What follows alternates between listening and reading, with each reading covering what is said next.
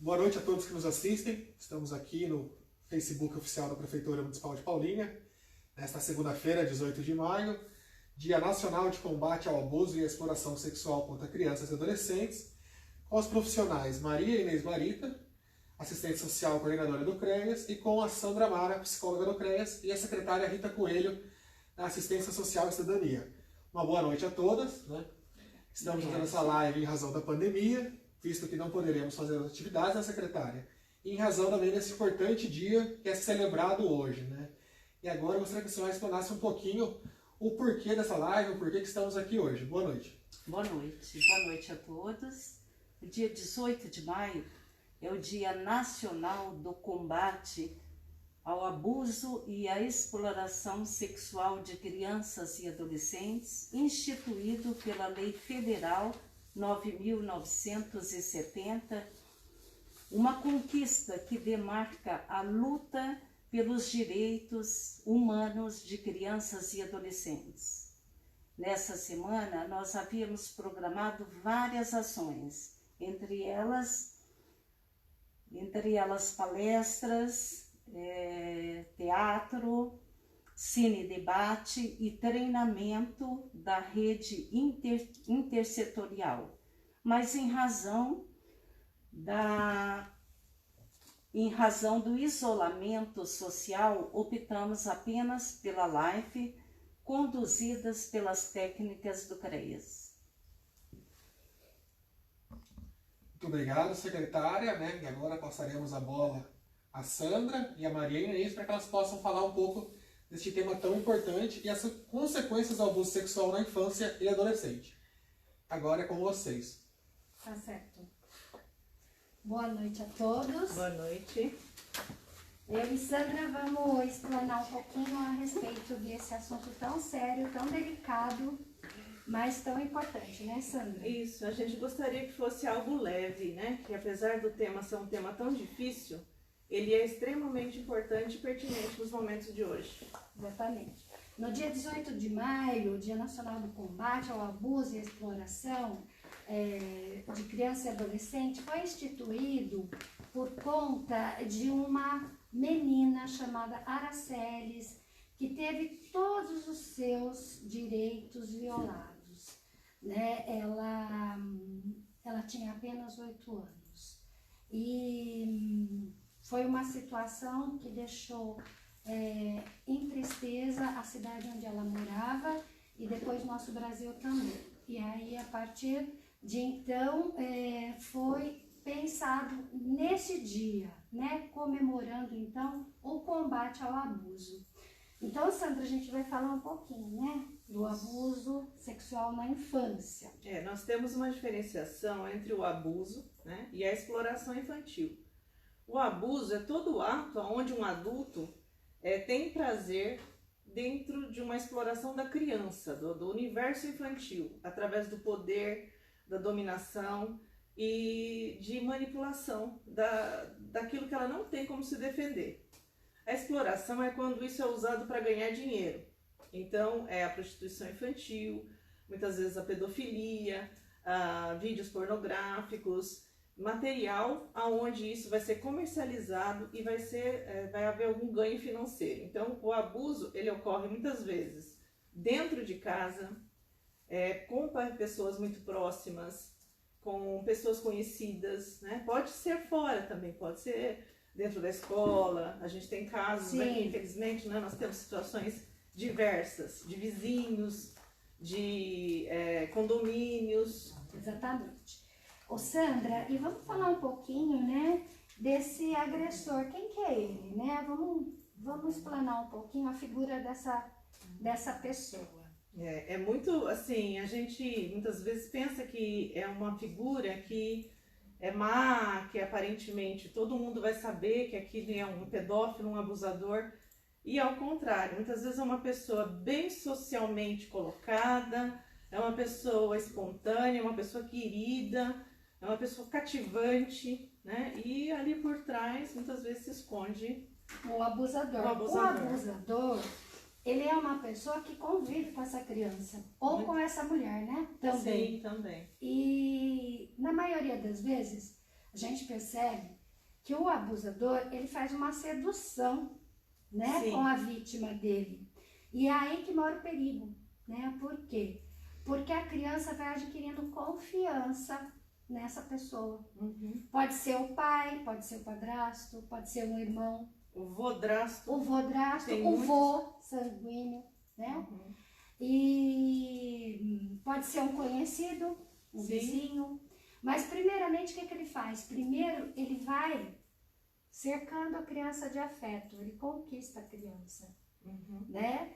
E quando a criança já está cheia de confiança nessa pessoa, trocando carinho, trocando amor, trocando afeto, aí que acontece. É aí que mora o perigo. Que muitas vezes, nesse momento, a família não percebe, né, Sandra? Não, e pior do que não perceber, muitas vezes, principalmente, a gente fala que é um sistema adoecido, né? Então, essa família está num sistema tão doente que muitas vezes a mulher, ou a mãe, ela até percebe, mas ela, por medo, ou por condições, às vezes, financeiras precárias, ou por perdas que ela vai ter, ela acaba preferindo não acreditar que aquilo seja verdade para preservar aquele sistema, Sim. né? E muitas vezes a criança dá sinais, mas a mãe Não observa. não observa, porque não consegue.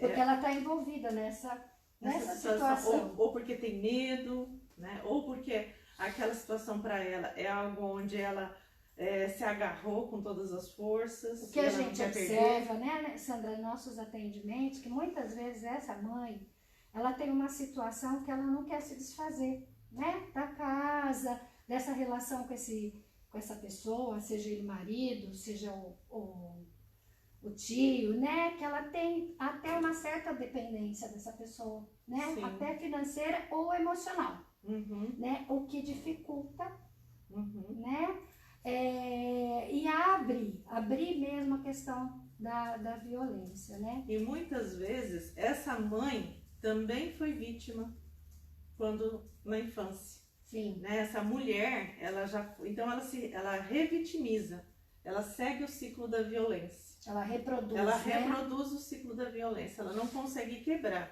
Porque como é que a gente quebra esse ciclo da violência? Denunciando. É a denúncia que quebra o ciclo da violência. Então, falando em denúncia, vamos falar um pouquinho dessa denúncia, né? A denúncia ela pode ser feita no Disque 100, conforme está aqui também, né? E a denúncia ela pode ser feita através da procura do Conselho Tutelar. Cada um na sua cidade. Cada um na sua cidade. Ela pode ser feita através de um BO, na delegacia de sua cidade. Né? E isso é muito importante para a gente construir esse fluxo, né? Para esse fluxo criar corpo. Porque se a pessoa não denuncia, a criança não chega até a gente para atendimento, né? E é importante que não precisa ser da família para denunciar. Qualquer cidadão tem o dever de, sabendo que uma criança está sendo vítima, né, ou de exploração sexual ou do abuso sexual, ela tem o dever de denunciar. Sim. E essa denúncia pode ser anônima. Anônima, né? Não precisa nem ir até o local, pode... No Disque 100, No Disque 100. no telefone, você já consegue fazer. Através do Disque 100 chega pra gente lá no CREAS todas as denúncias, né? E aí, vamos falar um pouquinho, Sandra, eu queria ouvir você falar um pouquinho da revelação, quando isso, né? Que é um ponto super importante, tanto para o profissional, quanto para a criança e quanto para a família, né? Após a revelação, a vítima, ela sente como, né? Então, esse é um ponto crucial, porque a criança que ela principalmente, às vezes a professora é aquela que primeiro percebe, ou que começa a perceber que alguma coisa ali não está bem, né? Então, se ela é acolhida, essa criança, ela começa a dar mais pistas, mais sinais, e ela vai se abrindo para enfrentar o problema. Se essa criança, ela é rejeitada, ela é reprimida, ou ninguém acredita nela, ela vai se fechar e ela vai se calar e vai ficar com aquilo, sofrendo as consequências ao longo da vida. E também que a gente percebe é que muitas vezes aquilo que a gente falou, que a família não dá o respaldo para essa criança, né? Com medo do quê? Da separação, né? Que essa família se dissolva, né? De alguma maneira. Então, muitas vezes a criança começa até a se colocar, o adolescente, né? Mas depois ela dá uma recuada. Pode acontecer isso nesse processo. Porque muitas vezes aquela mãe que é dependente desse pai, que é o abusador, muitas vezes tem medo do que possa vir a acontecer futuramente, né? E a criança está nesse meio, como a gente já falou, né? E esse sistema também vai adoecendo nessa... É por isso que, assim, todos têm um papel de proteção, né? Se é o avô, se é a tia, são personagens de proteção, porque a criança sozinha, ela não sabe que aquilo é um abuso, ela não sabe que aquilo é uma exploração, ela não sabe que aquela pessoa não gosta dela como ela pensa que gosta, né? Na cabecinha dela, aquilo é carinho. Né? Na cabecinha dela, aquilo que ela está sofrendo, muitas vezes ela percebe que tem uma vergonha muito grande, que tem um mal-estar muito grande, que ela não pode falar. E aí, quando o abusador ele começa a perceber que a criança está ficando incomodada, aí começa a intimidação. Se você falar, eu mato a sua mãe, eu mato as pessoas que você gosta. Se você falar, você vai perder a sua casa, todo mundo vai virar as costas para você, ninguém vai acreditar em você. Então ele começa a agir de uma forma que a criança se sente aprisionada. E aí ela vai silenciando, né? Porque ele sabe como agir. Né? O adulto que faz isso é um adulto doente.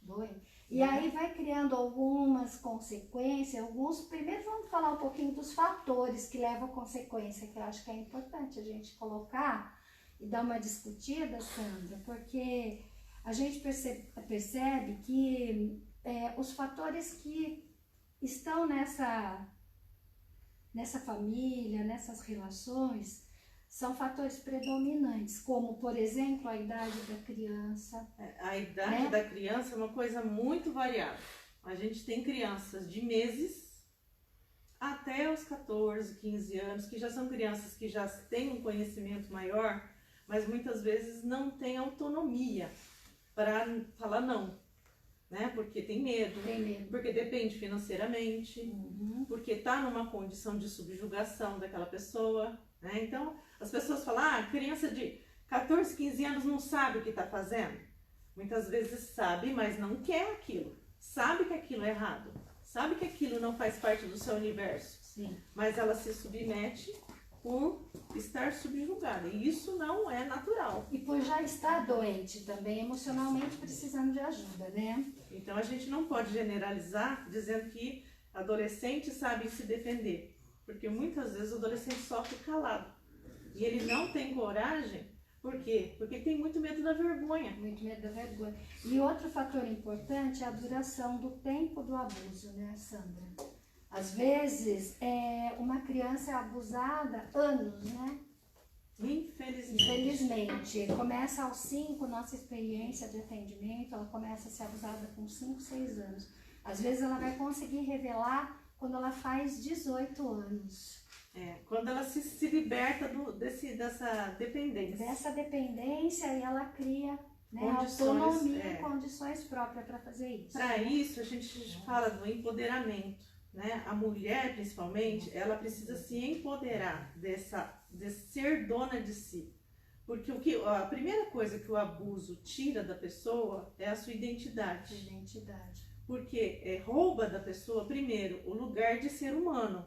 Você se transforma num objeto. Você é um objeto do outro. Objeto, eu faço o que eu quero. Eu ponho pra cá, eu tiro daqui, eu ponho aqui. Objeto não tem vontade. Não tem vontade. Então, a pessoa primeiro... Ele é manipulado. A pessoa precisa sair dessa condição de objeto, de ser usada, de estar disponível, de ter que satisfazer ao outro e tomar frente da sua vida e dizer, não, peraí, minha vida é minha vida. E eu tenho que cuidar de mim. Mas para isso, gente, é um processo de anos. E outra coisa que a gente percebe que o abuso sexual ele vem também acompanhado da força física muitas vezes, né? Também. A coação física também E existe. psicológica também. Muito Também. grande essas duas questões, né? São dois fatores importantíssimos, né, Sandra? Também. E muitas vezes o abusador ele vai isolando a vítima. Então, ele tira a vítima da escola que tinha amizade, Sim, ele tira a vítima do seu círculo social, sim. ele vai isolando essa vítima vai ficando cada vez mais dependente Mais dependente, e né? cada vez mais sem condições de agir sem ele. E o que a gente percebe quando não se tem proteção, né? A família não é uma família protetora, essa criança continua se colocando em risco, né? E muitas vezes aquele abusador continua no silêncio, né? E ameaçando essa vítima, né? E a gente tem uma questão social muito grave. A gente coloca a culpa na vítima, né? Ah, ela provocou, de alguma forma ela causou isso. Ah, mas também pudera, ficava de calcinha dentro de casa. Culpabiliza Nada a vítima, justifica. né? O adulto, ele sabe o que ele está fazendo. A criança, não. Exatamente. Quem tem que educar a criança é o adulto. E quem tem que falar não aos seus instintos é o adulto. Exatamente. Agora, o adulto que olha para a criança com desejo sexual é um adulto que precisa de tratamento. Porque a criança não é objeto de desejo. Não pode ser. Não pode ser. Não deveria ser. Se é, nós estamos falando aí de algo que não está dentro do... Não está certo. Não está dentro da normalidade. Não é algo esperado no ser humano. Exatamente. E aí todos esses fatores a gente percebe que ele pode ser ter uma duração de curto a longo prazo, né? Aquilo que a gente falou. A gente percebe, Sandra, vamos falar um pouquinho, qual a idade que mais isso acontece e qual é a prevalência dos dois sexos, masculino ou feminino, né? Isso também a gente observa na nossa prática de atendimento. As pesquisas mostram que é dessa faixa dos 4, né, até os 8, 9 anos. Dentro do nosso trabalho, a gente tem muitas crianças de 5, 6 anos de idade, 5, 6 e 7. Sim, e agora tá abaixo um pouquinho, tá chegando crianças de 2, 3 anos, que estão começando a família ter coragem de denunciar e nos procurar, né? Procura o conselho e o processo chega lá para atendimento, né, Sandra? Sim, a questão da exploração infantil, ela é mais difícil da gente acessar, porque geralmente ela vem dentro de uma rede, né? Uma rede que se autoprotege. Sim. Então, aí a gente já precisa mesmo de uma denúncia na delegacia, de algo policial, porque existe uma dificuldade muito grande de você pegar ali quem está na cabeça daquela cadeia de exploração, né? Sim. Então, e é muito perigoso. Todos que se aproximam disso, de certa forma, sofrem algum tipo de represária ou de ameaça, porque é uma situação que é, assim, muito planejada. É uma ação planejada. Exatamente. Né? Agora, o abuso sexual, principalmente o intrafamiliar, é algo, como eu falei, é de um sistema que foi adoecendo. Foi adoecendo. Né? E isso a gente precisa tomar cuidado, porque às vezes a gente pensa assim, é só a menina que está vulnerável. Não, o menino também é tão vulnerável quanto a menina. Uhum. Né? Muitas vezes o menino ele sofre ainda uma carga de vergonha ainda maior, porque ele tem medo de ser julgado como homossexual. Né? Isso também mexe com a sexualidade do menino no sentido dele não saber exatamente o que é normal e o que não é. Não é.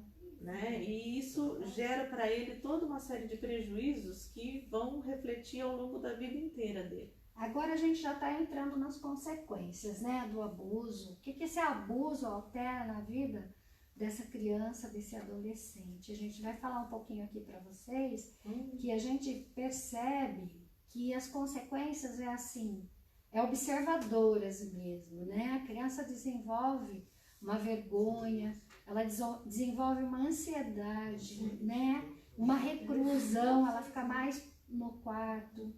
Ela muitas vezes tem uma depressão, né, Sandra? Que leva até pensamento suicida, dependendo automutilação. Automutilação, né? Baixa autoestima frequente em quase todos os casos, né? A gente Porque observa. o abusador elimina a confiança da pessoa, né? Você é menos, você não é capaz, sem mim você não é ninguém.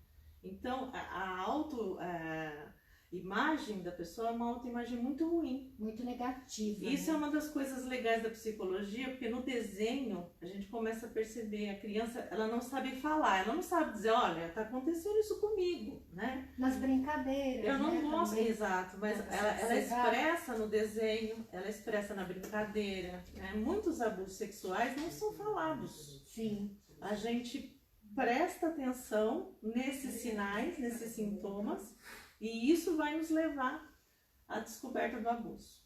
O adolescente, assim, a gente já tem muitos casos, juntamente com a rede nossa, né, intersetorial, que quando ele foi abusado, ele começa a desenvolver uma depressão.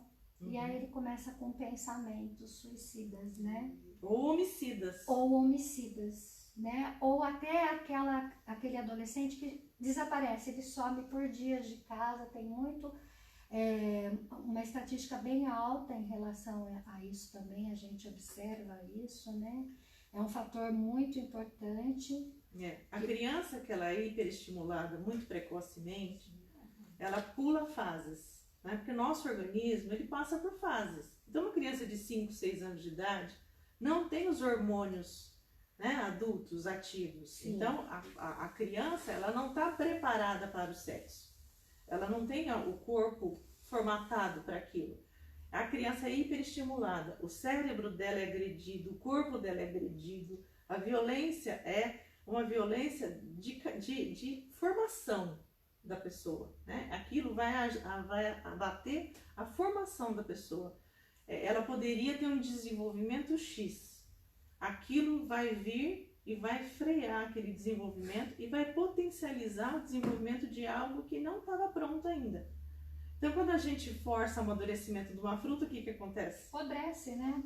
Então, é mais ou menos, não é que a pessoa vai apodrecer, não é isso. Mas a pessoa vai queimar etapas e essas etapas vão fazer com que ela não tenha pré-requisitos básicos para poder emocionalmente estar estruturada. Exatamente. E cognitivamente, na escola, ela também tem muitas perdas. A gente tem observado que as crianças perdem a vontade, o desejo de estudar, né, de ir para a escola.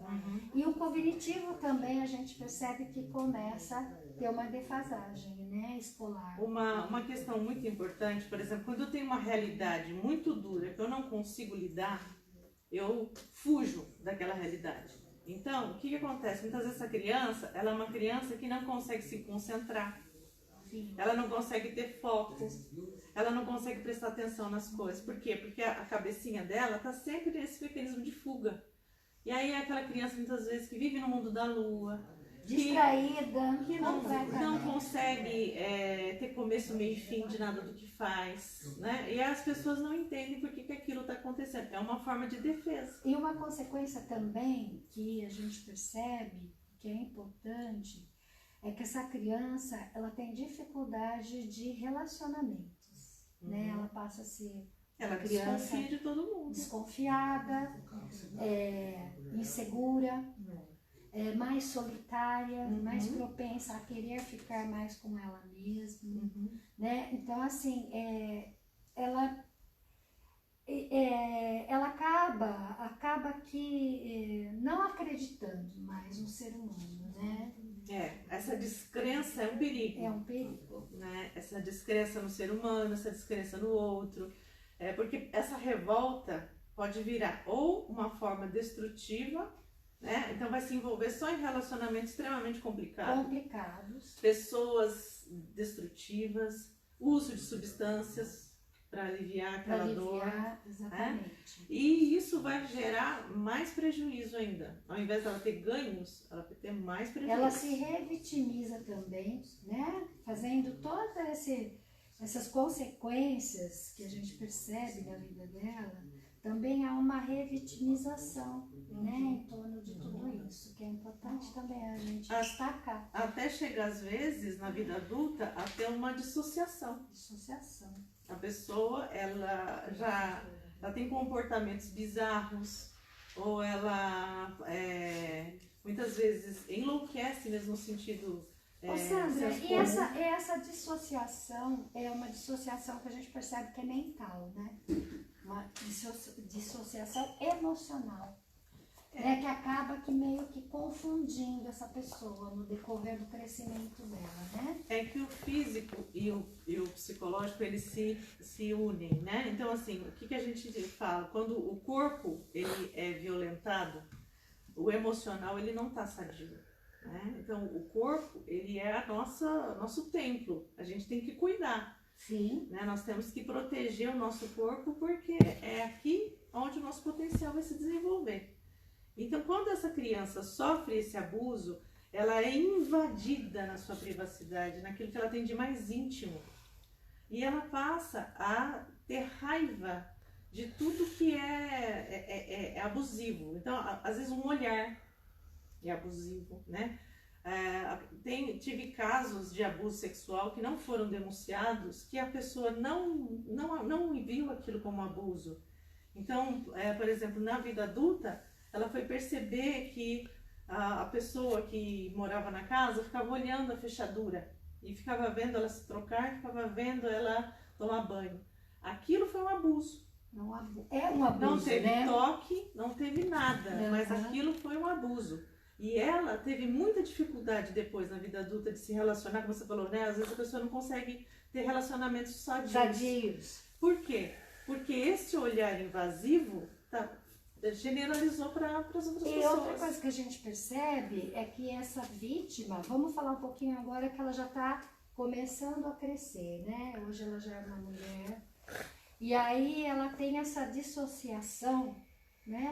Ou ela ou ele. Ou ele, né? A vítima, né? E a gente percebe o quê? Que isso causa muito traumas nela, né? Porque ela constantemente tem flashbacks daquilo que aconteceu e aquilo vira um trauma futuro até, né? Vai desencadeando situações na vida dela em relação a relacionamento dentro de casa com o esposo, relacionamentos sexuais, né? Até com os filhos. Até com os filhos, né? E muitas vezes, quando é muito na tenra idade, até os 2, 3 anos de idade, muitas vezes não fica um registro consciente.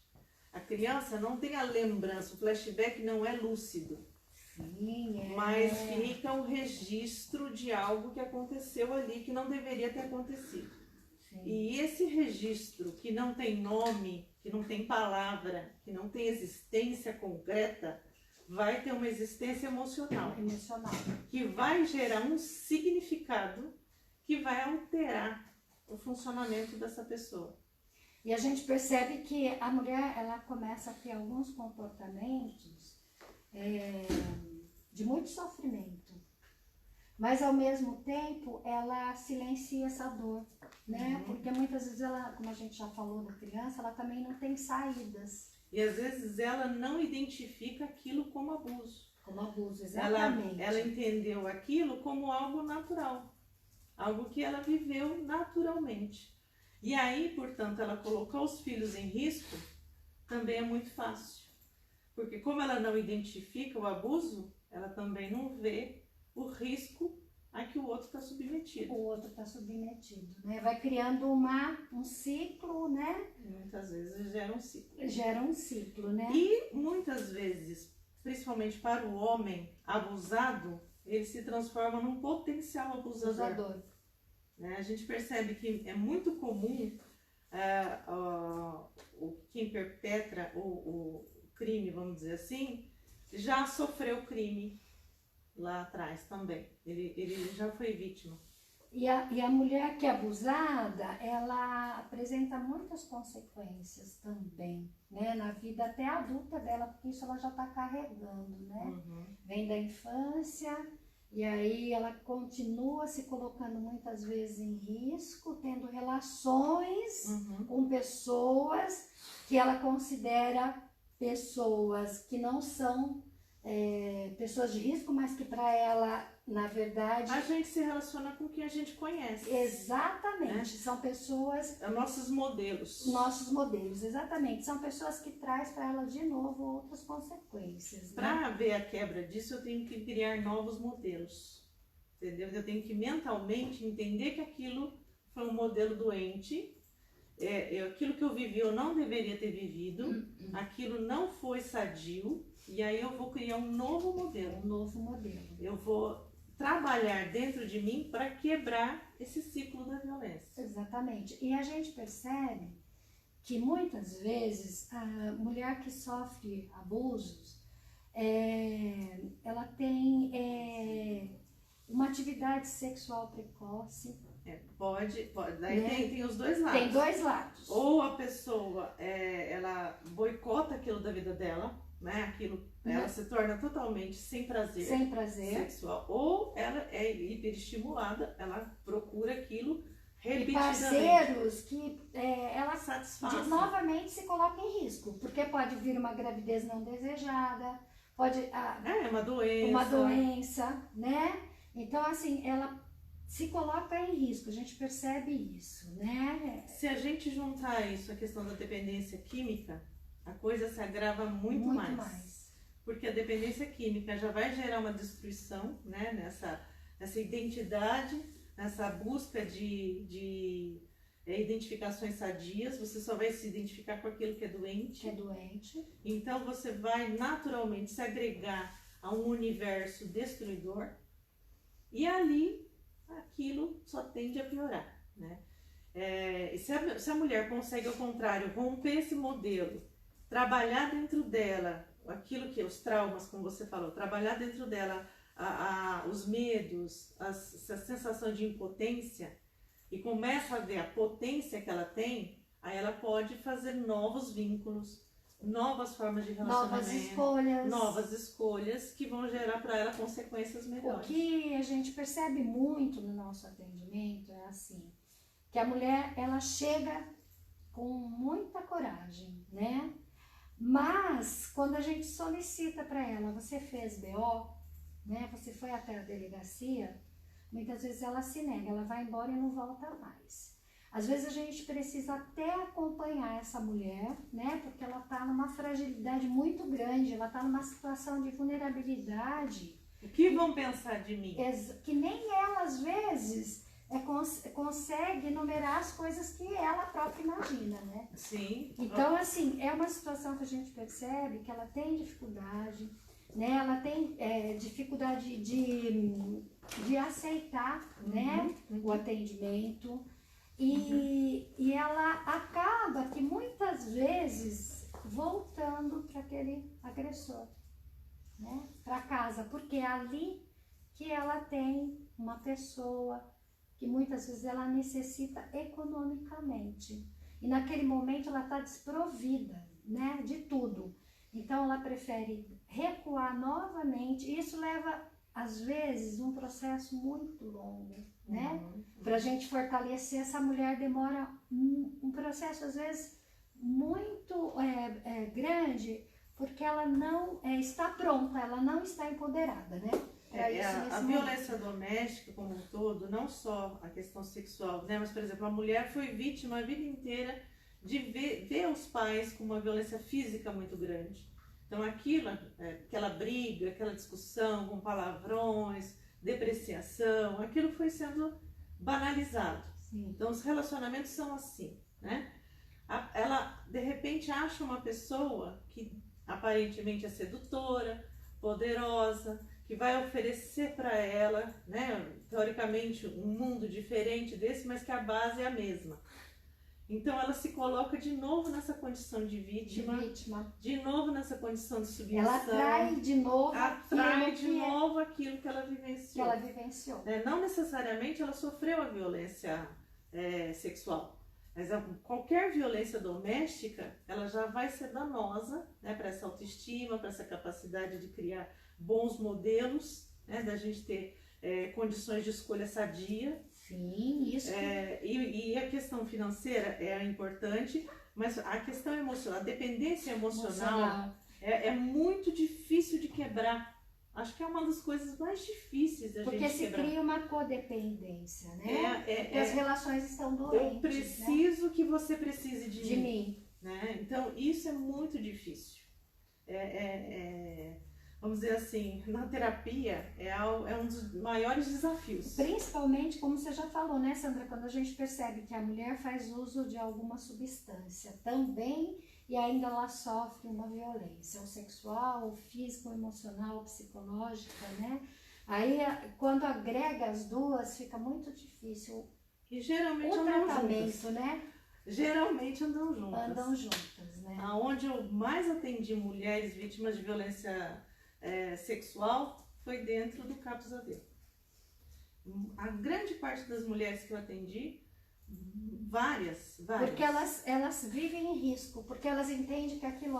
Elas não entendem que elas estão em risco, né? Como você já falou. É a banalização do mal. Do mal, né? exatamente. Então, é aquilo, todo homem é assim. Isso. Esse modelo é o único modelo que existe. Que eu posso ter também, porque ela não se sente... Eu não sou já grande coisa. Exatamente. Então, se alguém me quer, eu tenho que fazer tudo que esse alguém quer que eu faça. Porque senão eu não vou ter ninguém. E uma mulher que não tem ninguém não é mulher suficientemente boa. Então, a gente tem que trabalhar. Por que a mulher precisa ter alguém do lado, os papéis? E aí, falando pelo lado dos homens também, os homens também passam por essas diferenciações, porque o homem ele é muito sobrecarregado no sentido de que ele tem que ter a liderança, ele tem que saber tudo que ele tem que fazer, e muitas vezes o homem que está subjugado numa condição de violência, ele não tem condição de sair sozinho, ele precisa pedir ajuda. A mulher pedir ajuda é mais socialmente aceito. mais aceito. Agora, o homem pedir ajuda é muito difícil. É muito difícil. Então, o homem também passa por uma situação de muito sofrimento. E é por isso que as pessoas, essa rede de apoio tem que estar alerta, ligada, para perceber que algo não está bem ali. E essa rede tem que agir para proteger. E não para revitimizar. Porque é muito acaba comum. acontecendo, é muito comum. É muito comum. A mulher vai na delegacia, conta toda a sua história. Aí ela chega no CRES, tem que contar toda a história de novo. Aí chega não sei aonde lá para pegar, tem que recontar a história inteirinha. Quando ela vê, ela já não existe mais enquanto um ser íntegro. Exato. Ela está exposta, né? E isso é muito ruim também. Isso causa uma vergonha, inclusive. É uma revitimização, né? É uma violência institucional. Isso, é uma violência institucional que traz muita vergonha para essa mulher, né? Que faz com que ela desista. Exatamente. Ela vai até certo ponto, ela vê que aquilo não está caminhando, que as coisas não estão sendo protetivas, então ela volta para a condição que ela estava antes, que minimamente ela domina. Exatamente. Tá ruim, mas ela sabe que aquele ruim tem uma certa assim, o que a gente percebe maleabilidade. é que tem poucos estudos, né, em relação à violência da mulher.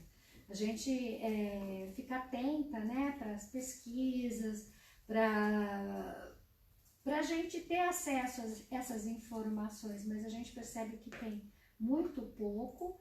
E também a dificuldade do fluxo de uma rede, né? Às vezes ela acaba se perdendo, na troca de profissionais, muitas vezes o profissional que está ali na frente acaba que não tendo essa prática de lidar, né, com o abuso, com a violência doméstica. A escuta do abuso sexual é violenta.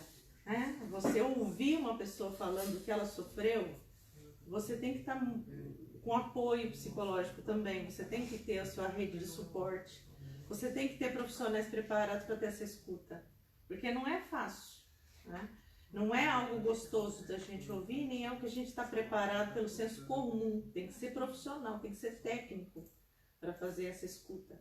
A escuta técnica é muito diferenciada da escuta de uma amiga, de uma pessoa da igreja, de uma pessoa... É uma escuta que vai te tirar dessa inércia. Sim. É a escuta que vai te colocar em ação, né? E que não sou eu que vou tirar a pessoa dessa condição. Nós, como profissionais, não vamos salvar ninguém. Não. mas nós vamos dar condições e mostrar o caminho para que essa pessoa consiga sair por si só. Exatamente. A gente vai estar junto com essa pessoa, acolhendo ela, né? Dando Pra ela condições e força, né? Muita força. E aí entra a rede, né, que precisa estar articulada para que essa pessoa realmente seja protegida. Protegida. Porque senão é como eu falei no início, ela acaba que é muito difícil para ela nesse momento, né? Se ela não se sentir extremamente acolhida e entendida, ela não volta mais. Ela faz a primeira abordagem com essa profissional e depois ela... Porque é muita dificuldade de se expor, né? O abuso sexual ou vamos falar, a vítima que sofre violência doméstica, ela sofre em todo sentido da vida dela, né? Então ela precisa ser muito bem acolhida, né, Sandra? Com certeza. Nós estamos lá para isso, né? A gente... É muito importante que as pessoas não se calem frente às violências, principalmente a violência sexual contra a criança. Contra a criança. Né? Porque é aí que começa o adulto, né? Então a criança, ela tá vulnerável em todos os aspectos. Ela está vulnerável no financeiro, ela está vulnerável no desenvolvimento, ela está vulnerável na questão socioafetiva. Ela precisa da proteção dessa família. Ela é vulnerável, ela está ali precisando que alguém cuide dela. Ela sozinha não tem condições de se autocuidar. Exatamente. Né? Então, esses adultos que fazem parte da rede, eles têm que estar proativos para a saúde, para o desenvolvimento. O afeto, muitas vezes ele é confundido, né? Eu ter afeto por alguém, eu passar a mão, eu ter um contato com a pessoa, não tem nada de sexual. A sexualidade humana, ela vamos pensar assim, ela é um todo. Exatamente. Agora, o ato sexual é uma parte, que é uma parte adulta do ser humano, né? O ser humano tem que estar maduro para que ele tenha um ato sexual saudável e produtivo. Se ele não está maduro, ele vai ter esse relacionamento de forma adoecida e de forma ao invés de se construir como ser humano e formar uma família que também vai se construir, ele vai destruindo essas relações ao longo do tempo. Então, quem é vítima, ele tem muita dificuldade de separar o que é afeto do que é essa exploração do prazer. Né? Porque eu exploro o prazer, um prazer egoísta. Não importa que você esteja sofrendo, importa que eu esteja... E é aí que está o risco, né? Porque a pessoa está numa situação de vulnerabilidade, né? Então as pessoas que estão em volta têm que estar muito ligadas nisso, têm que estar muito atentas, né? Para perceber que realmente... Aí acho que é importante, Inês, falar dos sintomas. Né? Porque, como eu falei, a criança não chega falando, olha, viu, fulano fez isso comigo, né? Sim. Mas muitas vezes a criança, ela faz xixi na roupa. Na cama. Faz xixi na cama. Ela tem dificuldade para... Faz cocô na calça também, viu? Tem também. crianças que já estão numa situação, né? Com muito sofrimento, ela não consegue mais segurar, ela faz o cocô na calça. Ela tem muita dificuldade de se despir na frente do adulto, ela tem muita facilidade, né? Então ela tira a roupa em qualquer lugar, ela fica pelada em qualquer lugar, ou então é aquela criança que está com aquele calor de 40 graus lá fora, tá de touca, tá de blusa, tá de, né? Você percebe que roupa mais comprida, né? Larga, né? Uma coisa também que é muito comum, a criança abusada começar a engordar compulsivamente. Porque a comida passa a ser Não só, mas ela quer ficar feia. Ela quer de alguma forma criar uma couraça de proteção. Exatamente. Então ela começa a usar esse corpo como uma forma de escudo. De e aí ela vai engordando, muitas vezes engordando até... E muitas meninas a gente deixam de comer, né? E acaba tendo outros comprometimentos, né? A gente vê os extremos, né? A gente vê os extremos, a gente vê que tudo é uma questão de ter um olhar atento e uma escuta bem sensível. Né? Uma escuta qualificada, sensível. E assim, a criança abusada hoje é o adulto de amanhã. Por isso a gente precisa denunciar, né?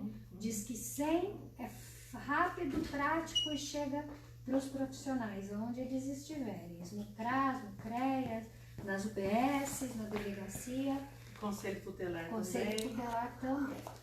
Bom, acho que a gente vai encerrando aqui, né? Sim, Se será tiver que é uma perguntas, Thaís...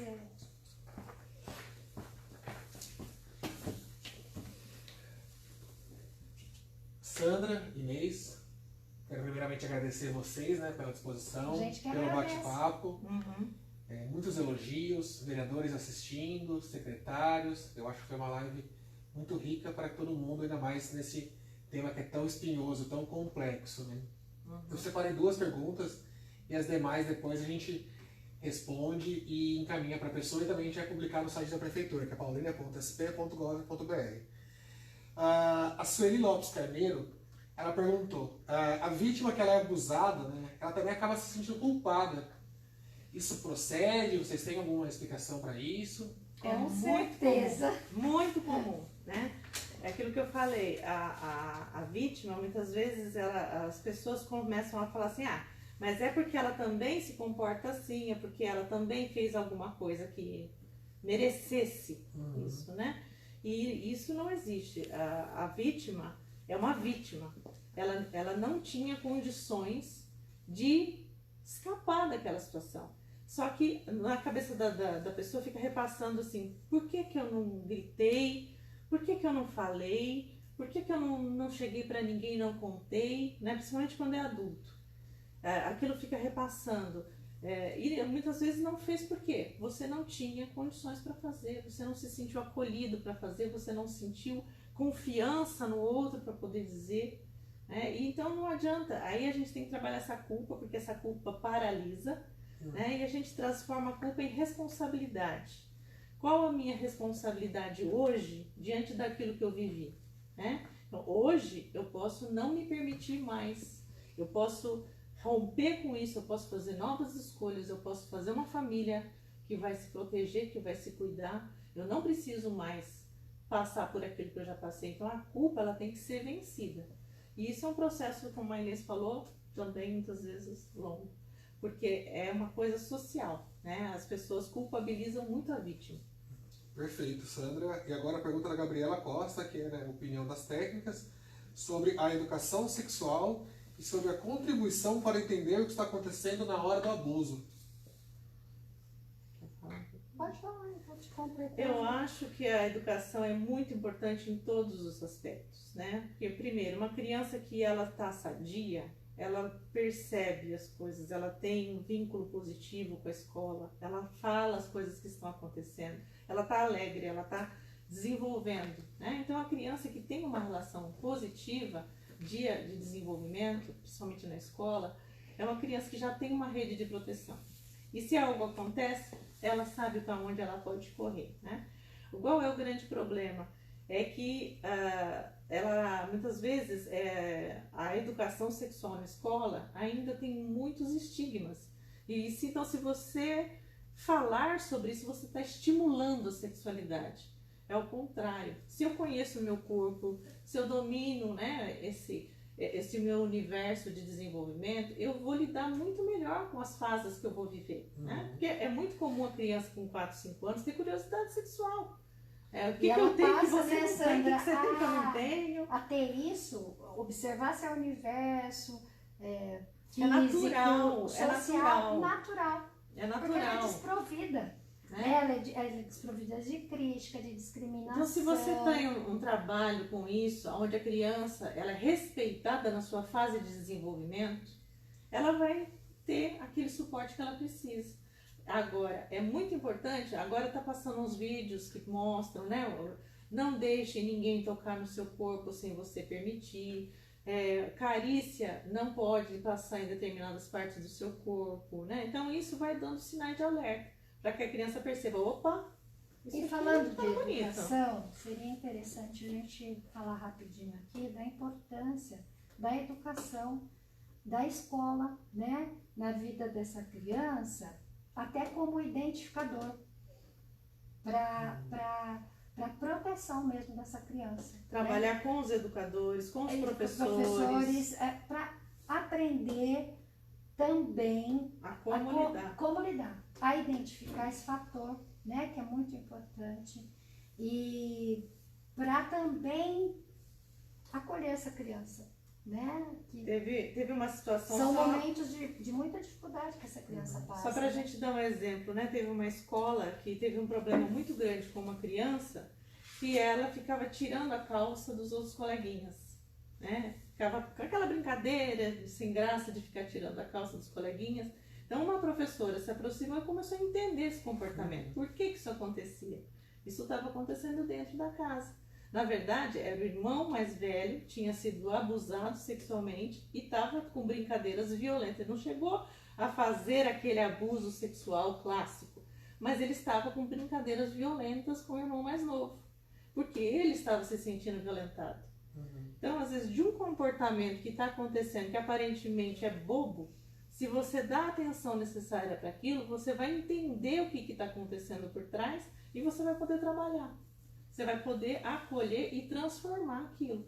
E, na verdade, é um pedido de socorro. A escola, a assistência e a saúde são setores que têm que estar sempre alinhados, né? No combate mesmo da violência sexual, no combate a essas vítimas, né?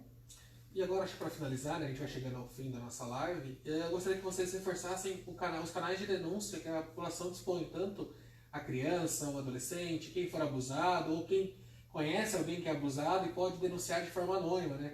Eu acho que é importante a gente reforçar isso junto da população para que mais denúncias ocorram, as pessoas não se calem, né? Então é uma coisa muito difícil de ser comunicada às autoridades para que elas possam tomar as providências devidas, né? Sim, Disque 100 é um canal importantíssimo, facinho, faz de dentro de casa. Ou, se não quiser fazer dentro de casa, qualquer telefone. Qualquer telefone, né?